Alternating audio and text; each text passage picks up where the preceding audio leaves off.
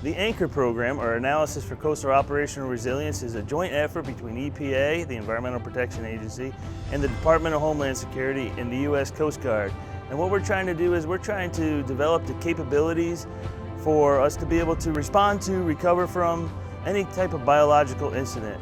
We need to help the nation prepare for the bad things that might happen when terrorists want to use anthrax spores or other biological agents and cause harm to our cities. So this research is really preparing us to respond to a biological incident so that we are confident in how to do it and that we're successful in doing it.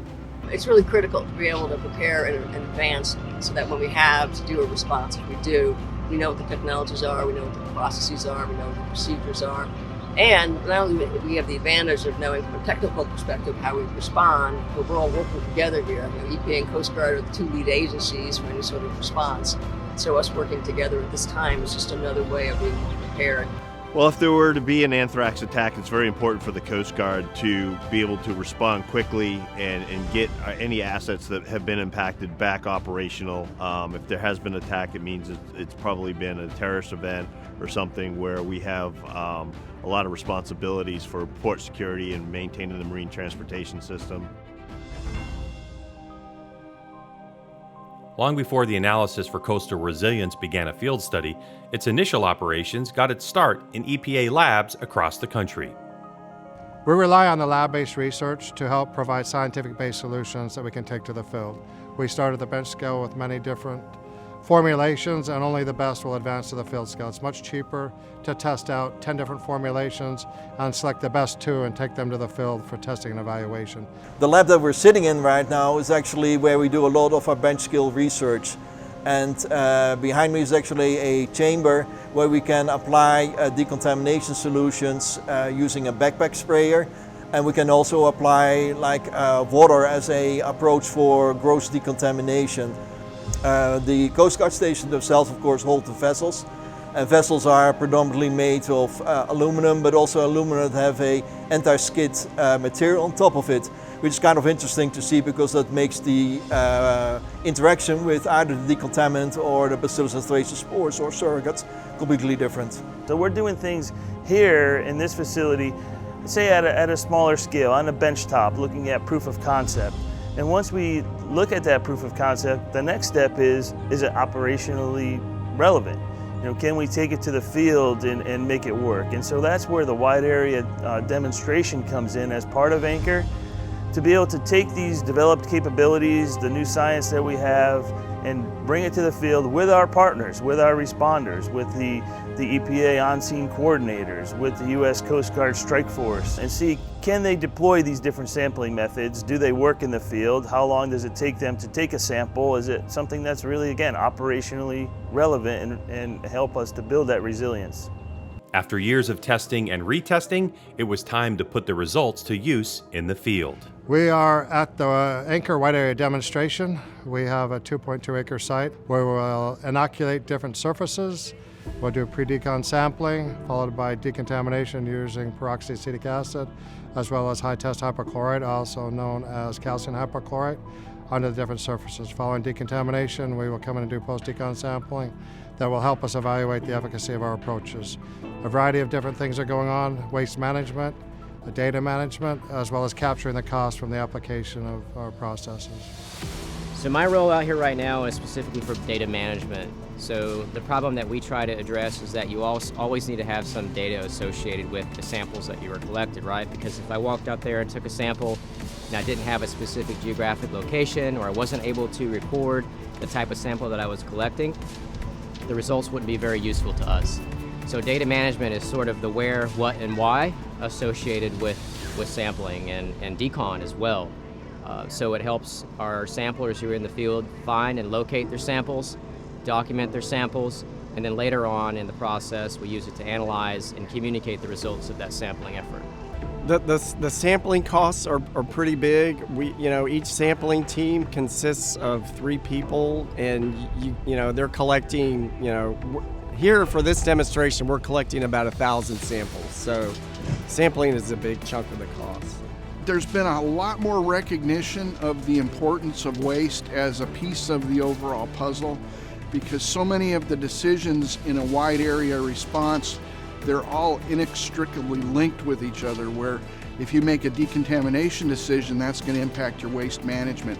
If you have a waste management limitation, that may impact what decon approaches that you use. And sampling is going to pervade the whole thing, because in order to dispose of the waste, we will have to prove that it is not contaminated anymore.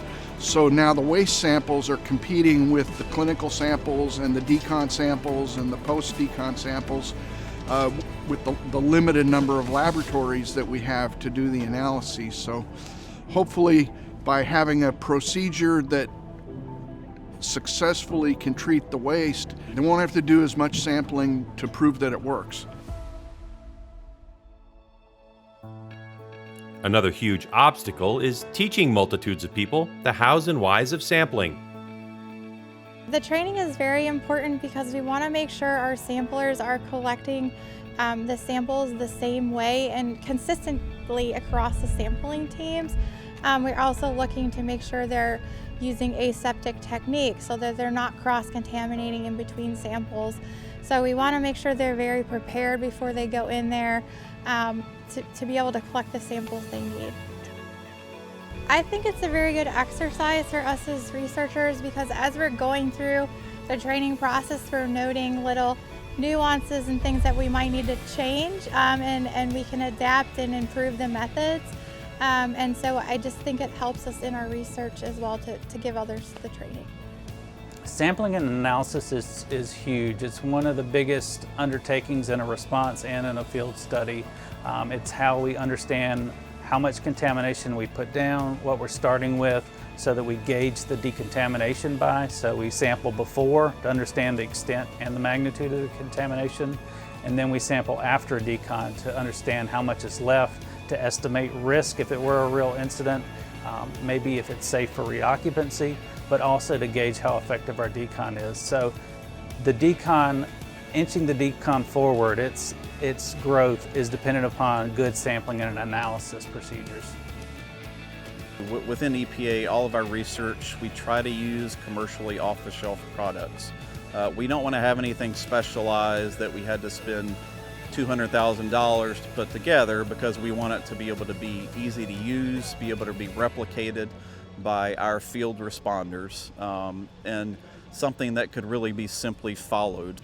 We have confidence that whatever sample analysis we do for this exercise, during the pre-decontamination phase as well as post-decontamination phase, so we will have confidence in our results. And it will also tell us about how the sample processing methods work for this exercise and how the decontamination worked, and are we feeling safe that after doing all these things, the facilities can be reopened safely. Being safe is only part of the end results. So at the end of the demonstration, we will develop guidance that will help the U.S. Coast Guard respond and recover from a biological agent incident.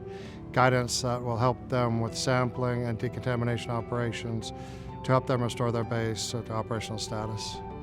I think the ability to see how our research that starts out in the lab but can transfer to the field is really important, because we don't do research for ourselves. In the end, we do research for the general public, for the folks that are on the end of one of these events. So our goal always is to help support our partners and states and locals, but also to inform potential risk reduction measures for the general public.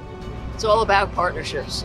It's all about, there's two things we always say. You don't want to be exchanging cards in the middle of a response, and you want to know who your partners are. So, we need to be having these relationships really on a daily basis, working with each other, responding with each other. And it's just so critical, because it's who we depend on, it's who our teams are, and having these relationships in advance and working in advance and setting up sort of our battle rhythm and how we respond. It's all about being prepared and exercising for the actual event. Just like everything we're doing here, it's great practice for any type of future incident where different federal agencies communities, state organizations need to come together to solve a complex problem.